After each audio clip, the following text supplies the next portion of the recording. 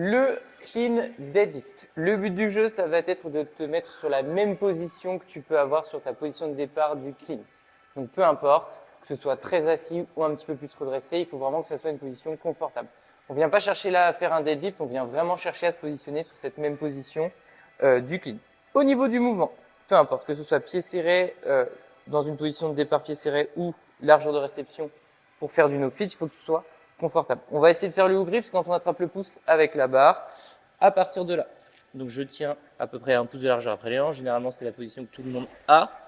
Le but du jeu, c'est de démarrer avec la barre directement en contact avec les tibias. Au niveau du mouvement, les épaules bien en arrière, le buste est bien droit, je regarde devant moi. Pour ça, je vais venir sortir la poitrine et refermer mes abdominaux pour les garder contractés.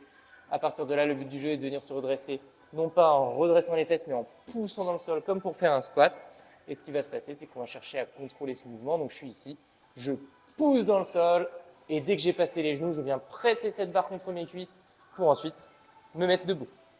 À la descente, c'est exactement la même chose. En gros, ton but du jeu, c'est de garder toujours cette barre au plus proche du corps. Donc je suis ici, je pousse dans le sol et dès que j'ai passé les genoux, je presse ma barre contre mes cuisses. Au niveau de la respiration, tu inspires avec le ventre, les épaules sont sorties, abdominaux engagés et refermés, j'inspire avec le ventre. Je bloque ma respiration, je regarde devant moi, je pousse dans le sol et je me redresse.